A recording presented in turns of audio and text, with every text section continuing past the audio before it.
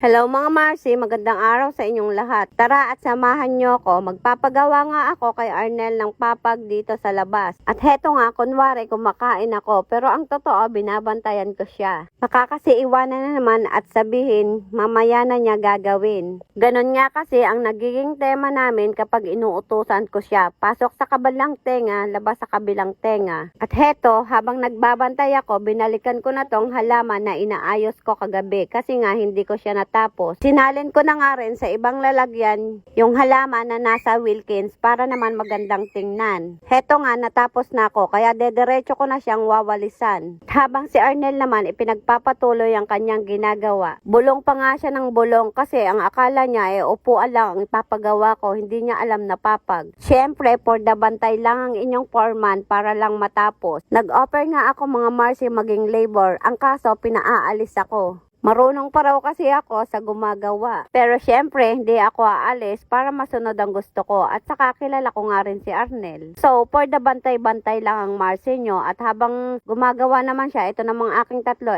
umupo na doon sa may gilid para maglaro. Kaya lang, nagagalit ang tatay nila kasi maingay. Pamaya-maya naman umalis nga muna ako sandali para makicharge ng cellphone at power bank. At ilang segundo nga lang lakad, nandito na kami kila Ka Alma. Malapit lang naman kasi to sa amin mga Marcy.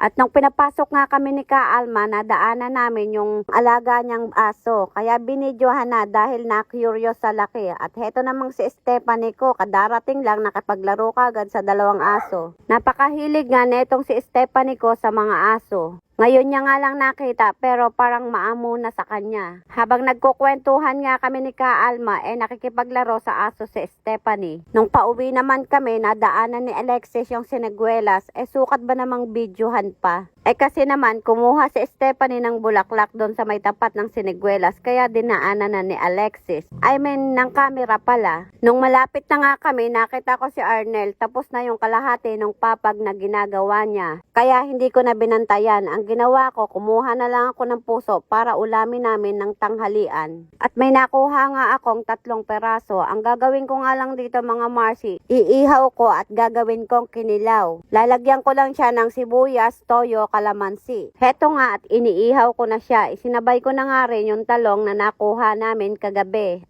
Kahapon pala. At pagkatapos ko namang mag-ihaw, syempre huhugasan ko. Saka ko siya pipigaang mabuti para hindi mapait. Ayaw kasi ng mga anak ko na hindi pinipigaan kasi mapait daw. Kung sa bagay, hindi naman to totally puso ng saba. Kung tawagin nga ito dito sa amin, sabang ipin. Kaya medyo mapait-pait. Pero kapag pinigaan mo naman na mabuti, nawawala naman yung pait. At heto nga, pinipigaan ko na rin siya ng kalamansi. O diba, puro piga na lang. Madami-dami ngang kalamansi mga Marcy ilalagay ko dito kasi gusto ng mga anak ko maasim. Syempre, for the sunod ang mother nila, anak na nasunod sa magulang. Pero hindi naman ganon. Kung ano lang, syempre ang gusto nilang lasa, ginagawa ko. Para naman kahit paano, masarap ang ulamin nila. Gulay na nga lang, hindi ko pa susundin yung inuutos nila. At heto, nilagyan ko na ng toyo at sibuyas. Heto na nga ang kinalabasan ng ating kinilaw na puso. Nung kinahaponan naman, nagpahatid si Clarence kay kuya niya kasi naiinip daw siya dito.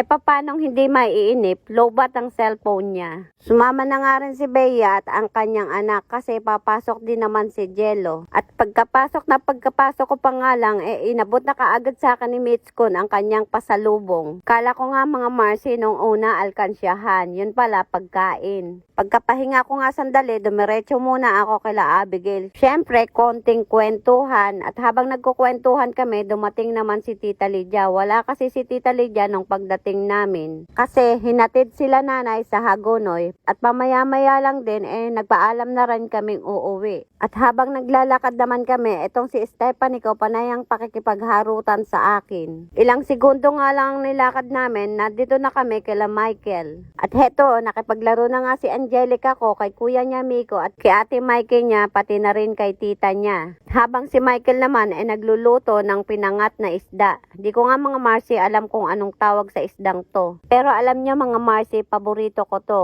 Kasi malinamnam, yun nga lang matigas ang tinik. Heto, na curious curious akong tikman yung pasalubong sa akin ni Con. Ang sabi niya, ihampas ko raw para mabuksan. Kaya ako naman, hinampas ko. Yan nga, nabuksan ko na sabay tikim. Masarap naman siya, mga Marcy. Para siyang malagkit. Ano ba yan, mga Marcy? Bukas ulit. Ingat kayo palagi. God bless you all. Babush!